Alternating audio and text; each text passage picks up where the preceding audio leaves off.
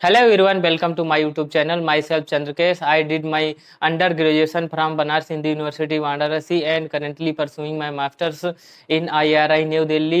हम आप लोगों के लिए नीट एग्जाम को ध्यान में रखते हुए बायोलॉजी की एक लेक्चर सीरीज लेकर आ रहे हैं, तो आप हमारे चैनल को सब्सक्राइब करें जिससे 1 बाय 1 सारे लेक्चर आपको मिलते जाएं और हम और आप। माइटोकॉन्ड्रिया को पावर हाउस ऑफ सेल भी बोला जाता है। Power house of cell, power house of cell, क्योंकि ये क्या करता है, एनर्जी का फॉर्मेशन करता है, इसीलिए इसको पावर हाउस ऑफ सेल बोलते हैं। पूरे एटीपी प्रोवाइड कराएगा, ठीक है। तो ये क्या करता है, एटीपी देता है, इसलिए इसको पावर हाउस ऑफ सेल भी बोलते हैं। इसका और भी नाम है, एटीपी देता है इसलिए एटीपी मिल भी बोलते हैं, एटीपी मिल ऑफ सेल भी बोलते हैं, ठीक है। इसको एटीपी मिल ऑफ सेल भी बोलते हैं और सेल बैटरी भी बोलते हैं, cell battery.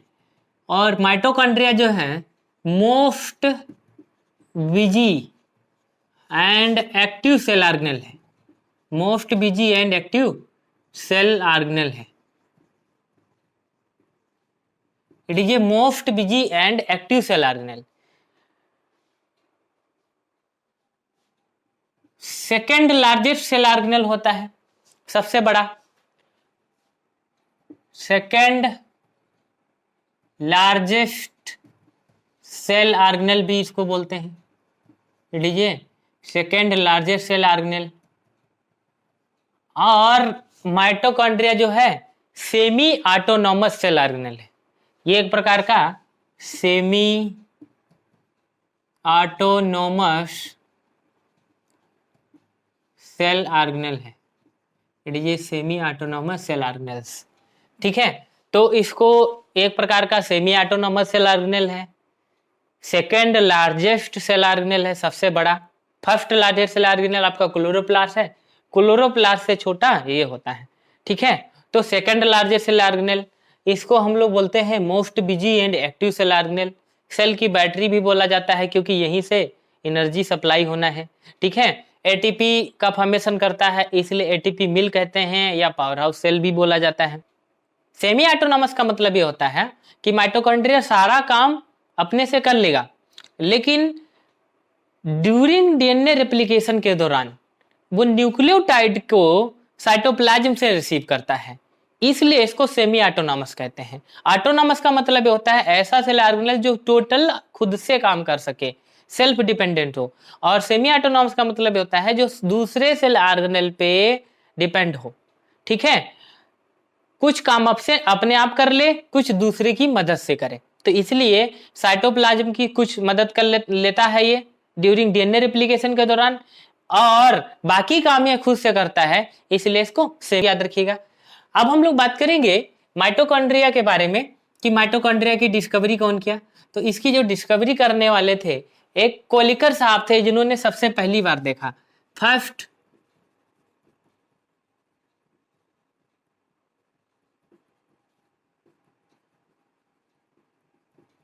Kolliker.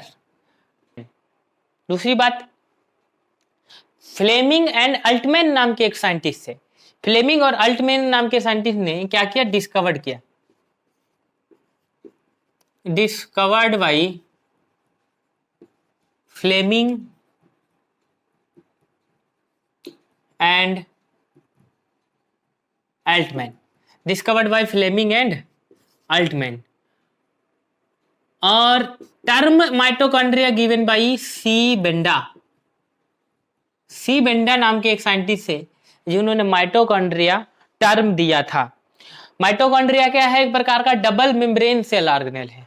It is a double membrane cell organelle, ये एक प्रकार का double membrane bound cell organelle है, ये double membrane bound cell organelle.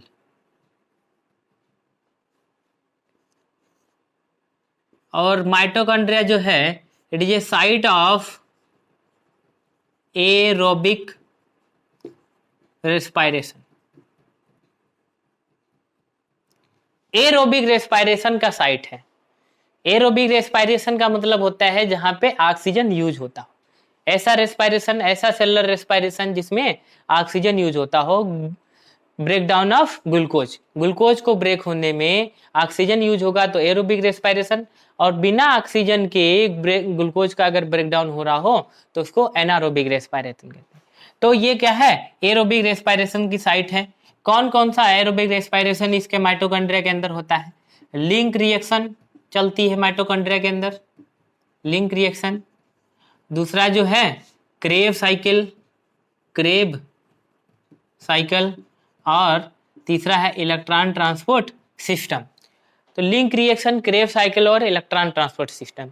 Link reaction के दौरान क्या होता है कि 2 कार्बन डाइऑक्साइड निकल जाते हैं, पायरुविक एसिड से एसिटाइल कोएंजाइम का फॉर्मेशन होता है। और क्रेब साइकिल के दौरान आपका एटीपी, NADPH2 और FADH2 ये बनता है।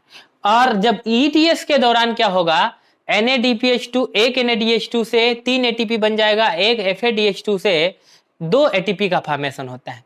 तो ये यहाँ पे ETS के दौरान होता है। तो इनके बारे में डिटेल में पढ़ेंगे रेस्पिरेशन के दौरान। हम लोग अभी बस जर्नल जान लेते हैं कि माइटोकॉन्ड्रिया के अंदर लिंक रिएक्शन, क्रेब साइकिल और इलेक्ट्रॉन ट्रांसपोर्ट सिस्टम, ये 3 चीज होती हैं, ठीक है।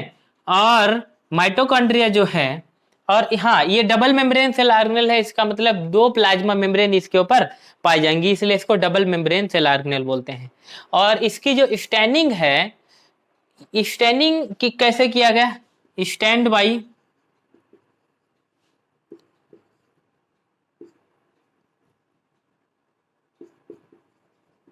जेनस ग्रीन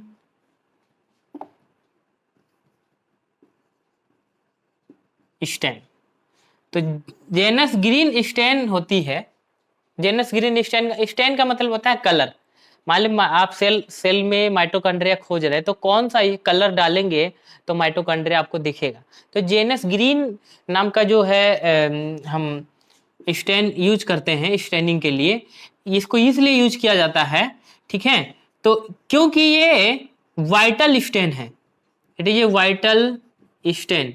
वाइटल स्टैंड का मतलब होता है नॉट किल द सेल, एक ऐसा स्टेन जो सेल को मारे ना, ठीक है। अगर दूसरा कोई स्टेन आप डाल देंगे तो क्या होगा, सेल ही मर जाएगा। और जब सेल ही मर जाएगा तो आपको पता कैसे चलेगा कि इसमें सेल के अंदर माइटोकॉन्ड्रिया का फंक्शन कैसा है, सेल के अंदर माइटोकॉन्ड्रिया का रिएक्शन क्या है, कैसे एटीपी बन रहा है, कैसे क्या। तो इसलिए जेनस ग्रीन नाम का जो है यहाँ पे हम लोग ये यूज करते हैं, ठीक है। हम बाकी आगे देखते हैं। Divide by mitochondria divided by binary fission. Binary fission के द्वारा माइटोकॉन्ड्रिया का डिवीजन होता है। प्लाज्मा मेम्ब्रेन जो है, डबल मेम्ब्रेन प्लाज्मा मेम्ब्रेन इसके ऊपर पाई जाती हैं। दोनों मेम्ब्रेन आपस में फ्यूज हो जाएंगी, दोनों साइड से बाइनरी फ्यूजन हो जाएगा और एक माइटोकॉन्ड्रिया 2 माइटोकॉन्ड्रिया में बदल जाएंगे। तो ये जो है बाइनरी फ्यूजन के द्वारा माइटोकॉन्ड्रिया डिवाइड होता है। माइटोकॉन्ड्रिया का जो शेप होता है,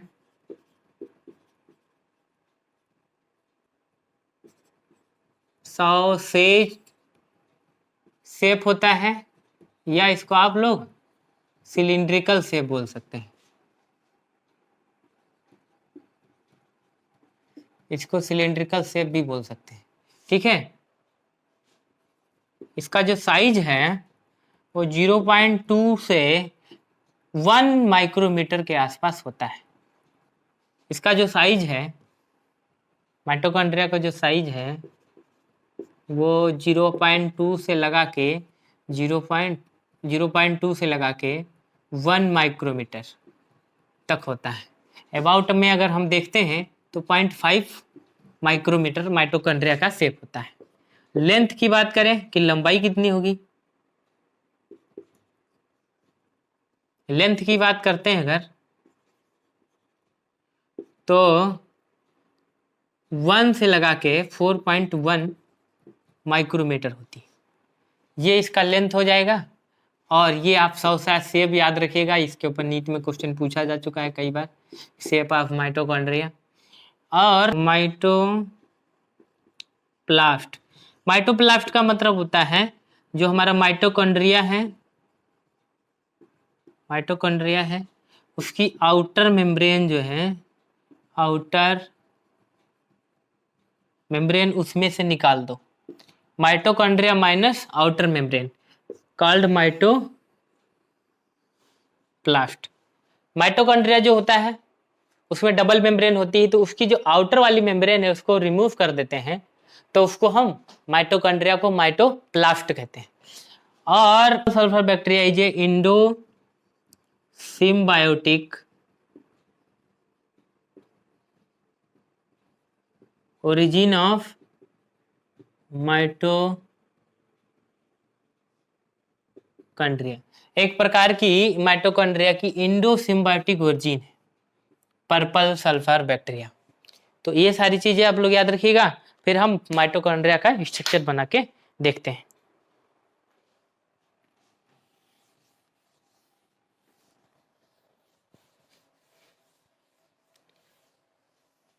ये हो गया हमारा आउटर मेम्ब्रेन ऑफ माइटोकॉन्ड्रिया, लीजिए आउटर मेम्ब्रेन ऑफ माइटोकॉन्ड्रिया, ये हमारा आउटर मेम्ब्रेन हो गया। और आउटर मेम्ब्रेन जो है ये कैसा होता है, स्मूथ होता है। आउटर मेम्ब्रेन के अंदर पोरीन्स पाए जाते हैं, छोटे छोटे पोर पाए जाते हैं, जिससे माइटोकॉन्ड्रिया के अंदर का कोई भी सिक्रीशंस जो है या माइटोकॉन्ड्रिया के अंदर कुछ भी एटीपी वगैरह का फॉर्मेशन हो रहा है तो वो माइटोकॉन्ड्रिया से आसानी से बाहर जा सके, इसलिए इसमें पोरीन्स पाए जाते हैं। माइटोकॉन्ड्रिया जो है इसका आउटर मेम्ब्रेन में 1:1 के रेशियो में, इसकी जो प्लाज्मा मेम्ब्रेन होगी उसमें 1:1 के रेशियो में प्रोटीन एंड लिपिड पाया जाता है। इसमें क्या होगा, 50% प्रोटीन और 50% लिपिड पाया जाता है। इसके अलावा जो इसकी इनर मेम्ब्रेन है वो कुछ इस प्रकार से होती है।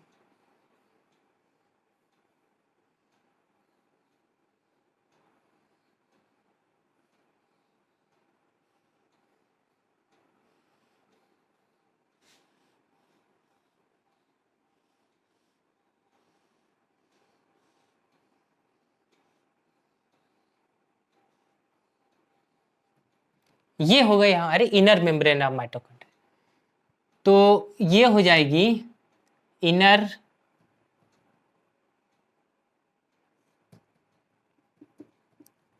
मेम्ब्रेन ऑफ माइटोकॉन्ड्रिया, ये हो जाएगी इनर मेम्ब्रेन माइटोकॉन्ड्रिया की। ये जो होती है रफ होती है, देखिए इसे फोल्डिंग है ना इसके ऊपर, तो इसकी वजह से इनर मेम्ब्रेन जो है वो रफ होती है। और इसमें क्या होता है, पोरीन्स नहीं पाए जाते हैं, लेकिन इसमें प्रोटीन और लिपिड का जो रेशियो है 2:1 में होता है। प्रोटीन ज्यादा पाया जाएगा और लिपिड कम पाया जाता है। 2 पार्ट प्रोटीन होगा तो 1 पार्ट इसका लिपिड होता है। और इनर मेम्ब्रेन ऑफ माइटोकॉन्ड्रिया जो है इसमें जो है इसकी जो फोल्डिंग है वो क्या बनाती है, फिंगर लाइक फोल्डिंग इसमें पाई जाएंगी इनर मेम्ब्रेन में, ठीक है। Finger like folding form cristae, वो क्रिस्टी का फॉर्मेशन करती है। फिंगर लाइक फोल्डिंग क्या बनाएगी, क्रिस्टी का फॉर्मेशन करती है।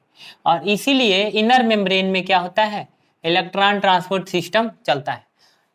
इनर मेम्ब्रेन के अंदर ईटीएस का फॉर्मेशन होगा। तो इनर मेम्ब्रेन जो है वो कुछ ऐसे फोल्ड करके, देखिए कुछ फोल्ड करके ऐसे एक मेम्ब्रेन बना दिया जिसको हम लोग क्रिस्टी कहते हैं। तो ये क्या है, जो इनर मेम्ब्रेन बनाया इसको हम लोग क्रिस्टी कहते हैं। और इस क्रिस्टी के ऊपर ही क्या होता है, ईटीएस चलता है, इलेक्ट्रॉन ट्रांसपोर्ट सिस्टम। ईटीएस के बारे में रेस्पिरेशन में पढ़ेंगे अच्छे से। एटीएस में क्या होता है, FADH2 और NADH2 एटीपी का फॉर्म में चेंज हो जाता है। एक NADH2 3 ATP बनाएगा, एक FADH2 2 ATP बनाएगा। तो ये होता है। इसके बाद देखो इन दोनों मेम्ब्रेन के बीच में पेरी माइटोकॉन्ड्रियल स्पेस पाया जाता है। पेरी माइटोकॉन्ड्रियल स्पेस पाया जाएगा, पेरी माइटोकॉन्ड्रियल स्पेस। और ये जो पेरी माइटोकॉन्ड्रियल स्पेस होता है माइटोकॉन्ड्रिया के दोनों मेम्ब्रेन के बीच में, यहाँ पे लिंक रिएक्शन चलती है। और यहाँ पे पेरी माइटोकॉन्ड्रियल स्पेस में एक एंजाइम पाई जाती है जिसका नाम है सक्सिनेट डिहाइड्रोजिनेज। Succinate dehydrogenase. और इस एंजाइम की मदद से यहाँ पे लिंक रिएक्शन चलती है। लिंक रिएक्शन का मतलब होता है जो आपका पायरुविक एसिड था, ग्लाइकोलिसिस के दौरान क्या होता है, ग्लूकोज पायरुविक एसिड में बदल जाता है। और पायरुविक एसिड अब क्या होगा, लिंक रिएक्शन के दौरान एक pyruvic acid acetyl co enzyme में चेंज हो जाएगा। ठीक है, तो यहाँ पे क्या होता है, एसिटाइल को एंजाइम में जब बदल जाता है तो उसलिए उसको लिंक रिएक्शन कहते हैं। लिंक रिएक्शन में क्या होगा, pyruvic acid change in acetyl co enzyme A. अब उसके बाद देखो इसके ऊपर ये जो इनर फोल्डिंग है इसको हम लोग क्या कहेंगे, क्रिस्टी। इसको हम लोग बोलते हैं क्रिस्टी। ठीक है, और क्रिस्टी जो है ये क्या करती है, सरफेस एरिया को बढ़ा देती है माइटोकॉन्ड्रिया के अंदर। ठीक है, इंक्रीज सरफेस एरिया। ठीक है, inner membrane of surface area. Membrane जो अंदर वाली मेम्ब्रेन है माइटोकॉन्ड्रिया की, इसकी इनर मेम्ब्रेन की सरफेस एरिया को बढ़ाने का काम करता है क्रिस्टी। और इसके बीच में जो ये भरा खाली स्पेस है इसको हम लोग माइटोकॉन्ड्रियल मैट्रिक्स बोलते हैं। माइटोकॉन्ड्रियल मैट्रिक्स बोलेंगे, माइटोकॉन्ड्रियल मैट्रिक्स, इसको माइटोकॉन्ड्रियल मैट्रिक्स बोलते हैं। और इस क्रिस्टी के ऊपर क्या होता है, कुछ इस प्रकार से स्ट्रक्चर पाए जाते हैं क्रिस्टी के ऊपर, जिसको हम लोग ऑक्सीसोम कहते हैं। क्रिस्टी के ऊपर ऑक्सीसोम पाए जाएंगे। क्रिस्टी के ऊपर कुछ इस प्रकार से बहुत से ऑक्सीसोम पाए जाते हैं, ये हमारे ऑक्सीसोम होंगे। तो ये क्या हो गया, क्रिस्टी के ऊपर ऑक्सीसोम हो गया, पाया जाता है। इसको F1 F0 पार्टिकल भी बोलते हैं, F1 F0 पार्टिकल भी बोलते हैं। इसका स्ट्रक्चर कुछ इस प्रकार से होता है, ये F1 हो गया, ये F0 पार्टिकल हो गया। ठीक है, तो इसका जो F1 होता है इसमें ATP सिंथेसिस एंजाइम पाया जाता है। ATP सिंथेसिस एंजाइम पाया जाएगा, ATP सिंथेसिस एंजाइम पाया जाता है F1 में। इसलिए ये माइटोकॉन्ड्रिया के अंदर क्या करता है, ये ऑक्सीसोम जो है ये ATP सिंथेसिस करने का काम करता है। जितना ज्यादा ये जो आपका ऑक्सीसोम पाया जाएगा उतना ही ज्यादा माइटोकॉन्ड्रिया के अंदर ATP का फॉर्मेशन होगा। ठीक है, और इसीलिए इसको एलिमेंट्री पार्टिकल भी बोला जाता है। एलिमेंट्री पार्टिकल, ऑक्सीसोम को F1 F0 पार्टिकल भी बोलते हैं, एलिमेंट्री पार्टिकल भी बोलते हैं। इससे बार बार नीट में क्वेश्चन आ चुका है। ठीक है, बहुत बार क्वेश्चन पूछा गया है इससे। फर्नांडेज मोरेन पार्टिकल भी बोलते हैं, फर्नांडेज मोरेन पार्टिकल भी बोला जाता है। तो ऑक्सीसोम के बारे में याद रखिएगा, elementary particle oxysome, F1 F0 particle, और इसका जो F1 होगा उसमें ATP सिंथेसिस एंजाइम पाया जाएगा। अब ये जो माइटोकॉन्ड्रियल मैट्रिक्स है, इस माइटोकॉन्ड्रियल मैट्रिक्स में इसका जेनेटिक मटेरियल पाया जाएगा माइटोकॉन्ड्रिया का। ठीक है, सर्कुलर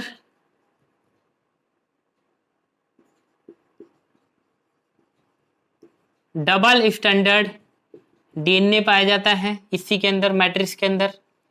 70S राइबोसोम पाया जाता है, 70S राइबोसोम पाया जाता है। और जो इसका सर्कुलर डबल स्टैंड DNA होगा वो GC रिच होता है, GC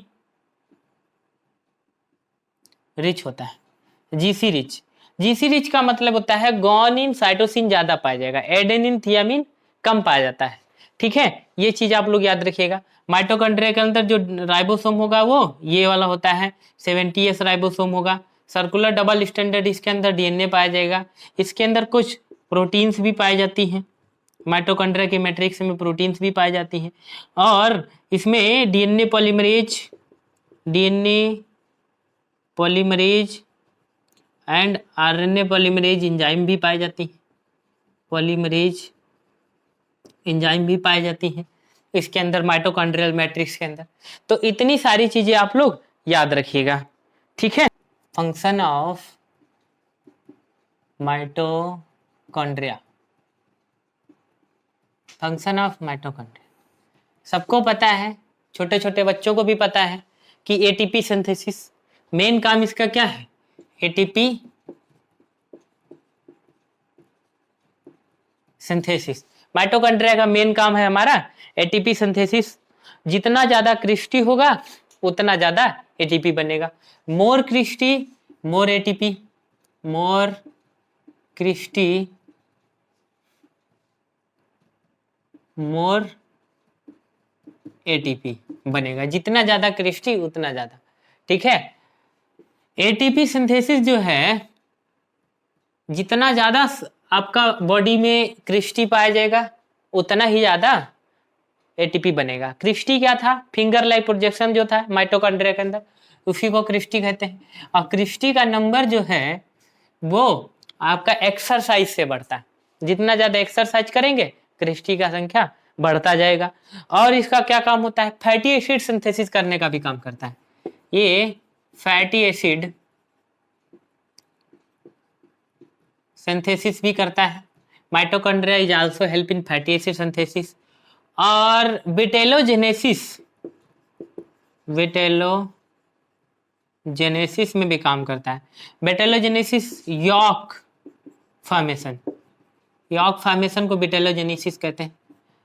जैसे कि आप लोग नाम सुने होंगे यॉक का, एग आपने देखा होगा, एग के अंदर जो येलो वाला होता है, जो येलो सेंट्रल पार्ट में पाया जाता है अंडे के अंदर, तो उसको हम लोग यॉक बोलते हैं।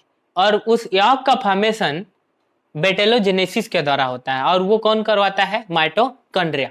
तो ये चीज आप